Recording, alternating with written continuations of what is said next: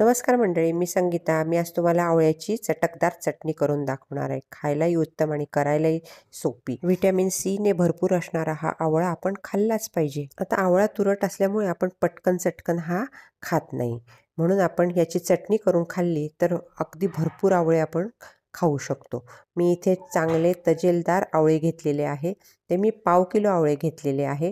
ते आता आपण कापून घेणार आहोत. आता याचे तुम्ही बारीक तुकडे करून घेतले तरी चालतील, किंवा मी या रेषा असतात ना त्यावर कट करून हे तुकडे करून घेतलेले आहेत. कसंही तुम्ही बारीक तुकडे करून घ्या, चिरून घ्या, सुरीने कापून घेतले तरी चालेल. कसेही तुम्ही आवळे घेऊ शकतात.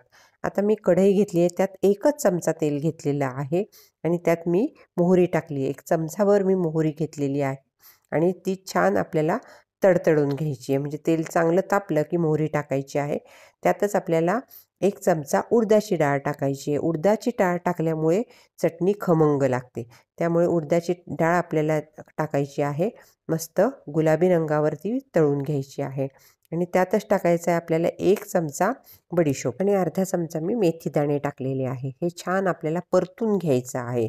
हे परतल्यामुळे छान खमंगपणा येतो चटणीला. त्यामुळे हे छान परतून घ्यायचं आहे आणि त्यातच टाकायचं आपल्याला मिरच्या. आता ह्या तिखट मिरच्या तुम्हाला आवडत असतील तर तुम्ही घेऊ शकतात. मी जरा इथे फिक्क्या मिरच्या घेतलेल्या आहेत. 4 मोठ्या मिरच्या घेतलेल्या आहेत पोपटी रंगाच्या. आणि तुम्हाला जर तिखट चटणी हवी असेल तर तुम्ही काळसर रंगाची मिरची घ्यायची आहे. इथे मी 2 ते 2.5 मिरची मी लाल मिरचीसुद्धा याचा वापर केलेला आहे. तुम्हाला आवडत नसेल तर तुम्ही नाही टाकली तरी चालेल, पण मी इथे लाल मिरचीचा सुद्धा वापर केलेला आहे. ती सुद्धा चटणी छान लागते. त्यानंतर टाकायचं आहे आपण आवळा आणि आवळा आपल्याला छान परतून घ्यायचा आहे. म्हणजे किंचित आपल्याला तो मऊ करून घ्यायचा आहे. म्हणजे आपली चटणी छान वाटली जाईल आणि चवसुद्धा छान लागते. आता यातच टाकायचं आपल्याला मीठ.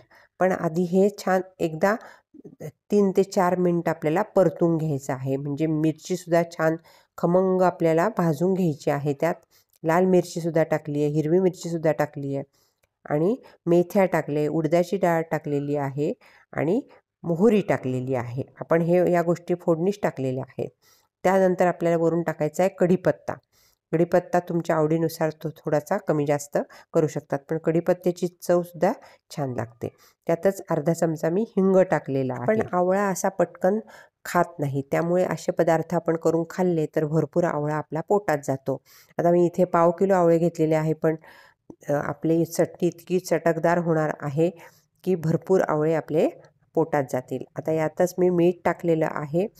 तसेच आवळ्यापासून आपण किसून सुकवून मीठ लावून तो आवळासुद्धा खाऊ शकतो. अजून आवळ्याचं सरबत करून ठेवू शकतो. त्याचबरोबर आवळा कँडी, आवळा गटागट, सुकलेला आवळा, गोडाचा आवळा, खूप पदार्थ आपण करून ठेवू शकतो. आवळ्याच्या बऱ्याच रेसिपीज मी माझ्या चॅनेलवर अपलोड केलेल्या आहेत. तुम्ही नक्की जाऊन बघू शकतात. मी यातच आता हळद टाकलेली आहे आणि छान परत एकदा परतून घ्यायचं आहे. आता मी यावर टाकणार आहे जिरं. आता मी हे जिरं वरून टाकणार आहे. वरून जिरं टाकल्यानंतर त्याचा स्वाद छान येतो. फोडणीस आपल्याला जिरं घालायचं नाही आहे, वरूनच आपल्याला जिरं टाकायचं आहे. आता हे परत 2 ते 3 मिनटासाठी छान याला वाफ काढायची आहे आणि आपले आवळे आपण मऊ शिजवून घ्यायचे आहे.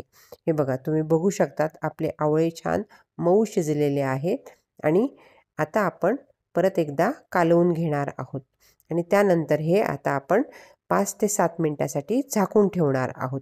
आता मी गॅस बंद करणार आहे. 5 ते 7 मिनिटानंतर मी याचं झाकण काढणार आहे आणि हे सगळं पूर्ण गार करून घेणार आहे आणि गार झाल्यानंतर आपल्याला मग मिक्सरमध्ये हे छान वाटून घ्यायचं आहे.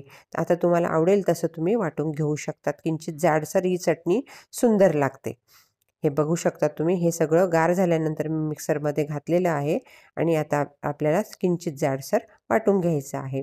यातच मी भरपूर कोथिंबीर घातलेली आहे. कोथिंबीरीने ही चटणी अतिशय उत्तम लागते, त्यामुळे कोथिंबीर आवर्जून घालायची आहे. आता हे पाणी न घालता आपल्याला वाटून घ्यायचं आहे.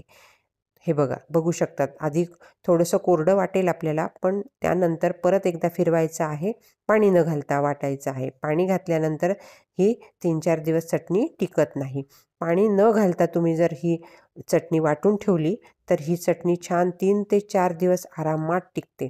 मस्त आपली बारीक वाटून झालेली आहे हे बघू शकतात अशी मी चटणी वाटलेली आहे. आता हे एका बाउलमध्ये काढते आहे. आता तुम्हाला गरज वाटली तर यावर तुम्ही फोडणी करू शकतात. लाल मिरचीची फोडणी करू शकतात आणि मोहरी, जिरं घालून तुम्ही किंचित फोडणी केली आणि त्यावर टाकली तर सुंदर चटणी आपली तयार होते. आणि नाही फोडणी टाकली तरी अशीच चटणी खायला उत्तम आहे.